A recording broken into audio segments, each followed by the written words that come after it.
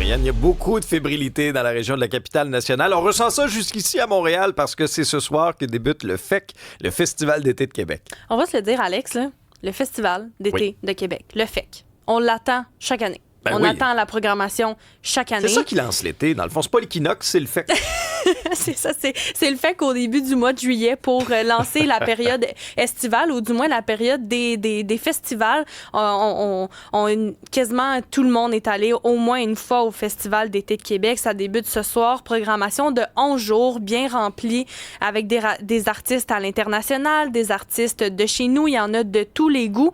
Et ce matin, en vue de la 57e édition du Festival d'été de Québec, on s'entretient avec Samantha McKinley, qui est vice-présidente stratégie des marques et affaires publiques chez Bleu-Feu. Bonjour, Mme McKinley.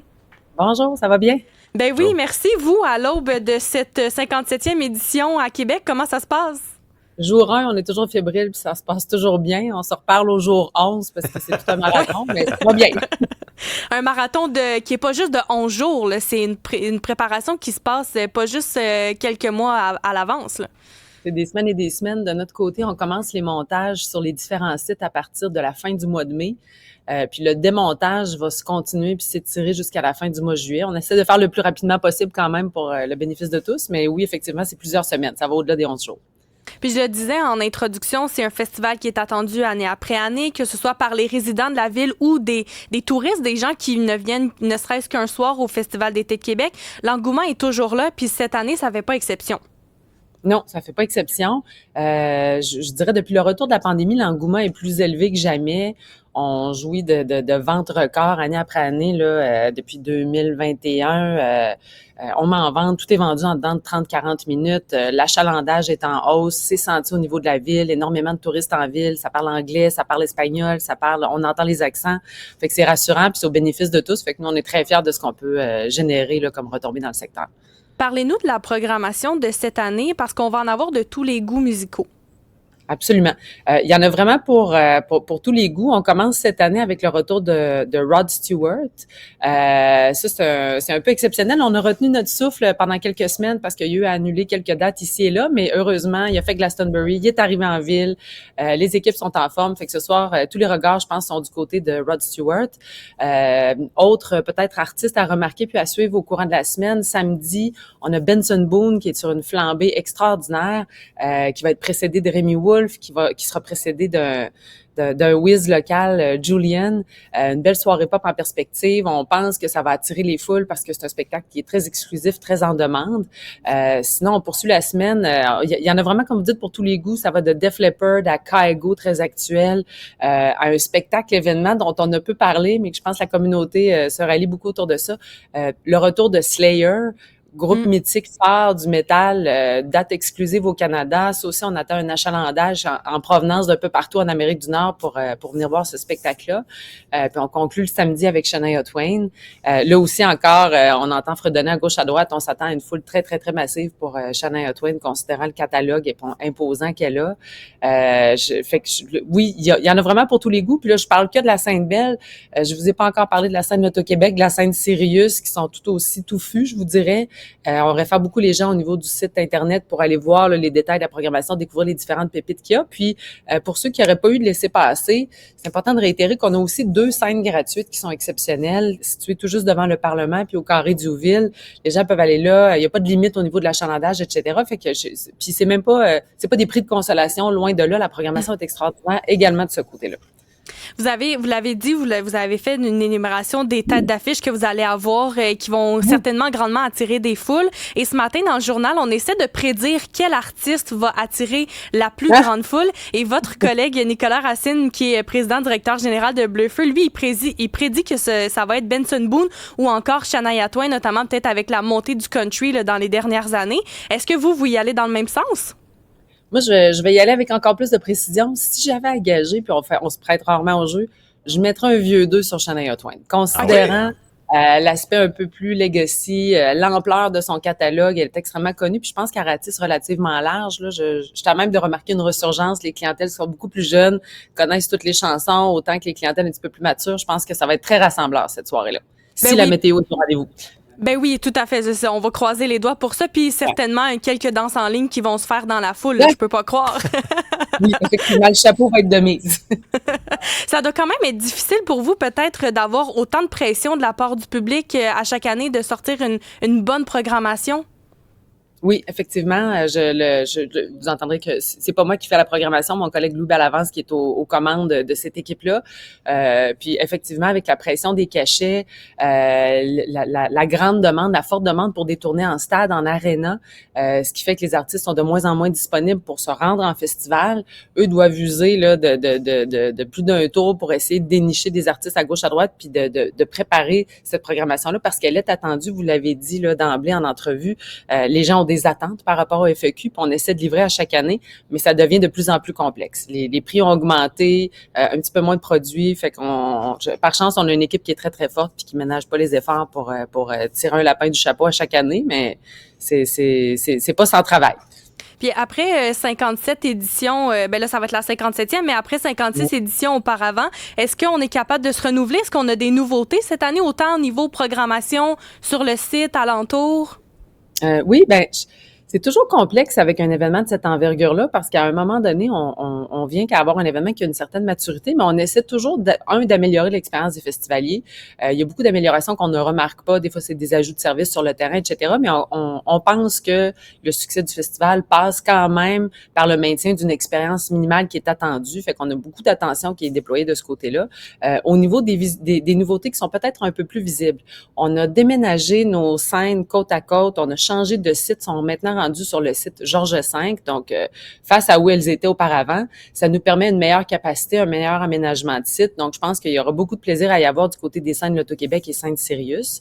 Du côté de la scène Belle, on avait fait une nouveauté exceptionnelle là, l'an passé avec l'ajout d'écrans de part et d'autre de la scène, des écrans panorama. C'est peut-être une première en Amérique du Nord. Il y a Coachella qui a fait quelque chose de similaire là, du côté de l'appareil scénique. Alors, on poursuit dans la production vidéo sur ces écrans-là pour en mettre plein la vue. On a ajouté une super marquise pour l'expérience des festivaliers avec l'annonce des shows en soirée, etc. Puis là, déjà, ça fait jaser. Les touristes se prennent en photo, etc. Les gens apprécient beaucoup. Puis sinon, du côté des nouveautés aussi, côté appareil scénique, c'est quelque chose qui passe un petit peu plus sous silence, mais nous, on a des extras. Il y a des soirées électro. Quand le party finit à 11 heures à l'extérieur, le party continue au manège militaire. On a des soirées qu'on appelle les extras où il y a des DJ qui sont en vedette. Puis, on a fait une nouvelle conception de salle inspirée Boiler Room avec des ajouts d'écran, etc. Puis, je pense que ça va déchausser pour les fans de DM qui veulent étirer la fête, là. Fait que, au chapitre des nouveautés, on est pas mal là cette année. Au sujet des laissez-passer, je dois vous en parler parce que ce soit à la prévente que vous faites avant de dévoiler la programmation ou encore pendant la vente officielle, le site est toujours bondé de gens. On a reçu d'ailleurs le directeur de la programmation du FEC, Louis Bellavance, en entrevue ici au 99.5 un peu plus tôt cette année, qui disait qu'il y avait assez de monde dans la salle d'attente pour vendre le festival, même celui de l'année prochaine. Il y a plusieurs festivaliers qui déplorent depuis notamment les dernières années que les billets se retrouvent notamment entre les mains des revendeurs qui veulent faire du profit avec ça parce que c'est une programmation qui est très variée, mais qui est très abordable également. Le prix du laissez-passer, des fois, peut rejoindre le prix d'un seul spectacle, que ce soit à Montréal, Québec ou autre. Qu'est-ce que vous répondez aux festivaliers? Absolument. On trouve ça tout aussi déplorable. Puis ce que j'ai envie de dire, c'est que l'organisation ménage pas les efforts, puis on déploie une batterie de moyens pour prévenir la vente de billets, puis prévenir le fait que ça se retrouve dans les mains de revendeurs potentiels. Déjà au niveau de l'achat, nous, on a plusieurs mécaniques qui sont en place pour limiter les entrées, empêcher les robots de s'intégrer dans cette file d'attente-là. Le déploiement d'une file d'attente en soi, c'est une façon de mitiger les achats par des revendeurs éventuels. On limite la quantité de billets qui sont possiblement achetés par une personne. Nous, c'est 4.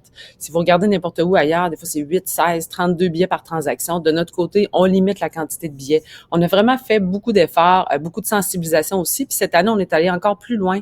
Au moment d'émettre les laissez-passer, avant de les faire parvenir aux acheteurs, on a une équipe dédiée de surveillance qui est repassée à travers la liste entière des achats qui ont été effectués pour identifier celles qui étaient destinées à la revente. Donc, je vous épargne un peu les méthodes de recherche, mais on est en mesure d'identifier plusieurs milliers de billets et ces transactions-là ont été annulées et ont été remises en vente par un système de loterie pour que ça se retrouve dans les mains des festivaliers.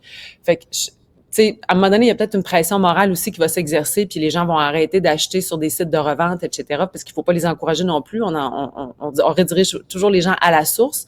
Mais du côté des méthodes déployées de la part de l'organisation pour minimiser l'impact de la revente, je pense qu'on fait preuve de beaucoup d'efforts et de beaucoup de bonne volonté à cet effet-là.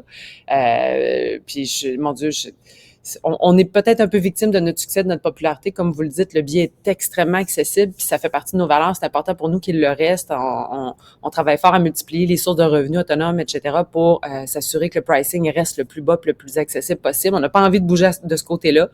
Fait qu'on se retrouve du côté de l'arsenal des petites méthodes à gauche, à droite là, pour essayer de diminuer l'impact de la revente.